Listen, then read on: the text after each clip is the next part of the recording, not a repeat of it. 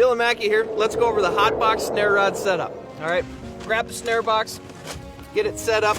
I like to position the hole as far away from the mantle as I can. All right, grab some heat, turn her on, lighter. You can hear it light, feel the heat. Put the mantle in there, we'll close it up. Now we're activated. Our hole is not going to freeze over. All right. Next, we will grab our rod holder, get that all set up. Okay. I've actually already got my bait on this one. So we'll grab our snare rod. And right here we have our Okuma micro bait feeder. All right, this is actually a 2-part drag on this reel. You can see right now I have the switch down, so I have the correct drag I'm going to want for fighting a fish. Lets everything load up nicely.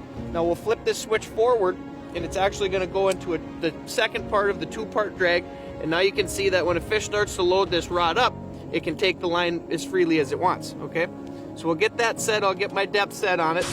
A lot of times I'll use a bobber stop if I'm fishing the same spot for a while, and I'll mark my depth on it. So when I catch a fish, I don't have to bring my graph back over and mark my depth on it. So then what we'll do when this thing starts to load up, and you can see it taking drag, we'll just come up and you can either start reeling and it'll click itself into the fish fighting drag, or you can flip that forward. Now what that's good, the advantage of that is when you pick up the rod to fight the fish and flip that switch forward, it's the immediate drag that you've already preset for fighting your fish. So a lot of times in the past we've always used reels where we'd sit there and crank on it, and it's very hard to get the perfect drag set when a fish is loaded on the rod. That'll either lead to too loose of a drag and you screw up your hook set, or it'll be too light and you'll snap off on it if it's a big fish.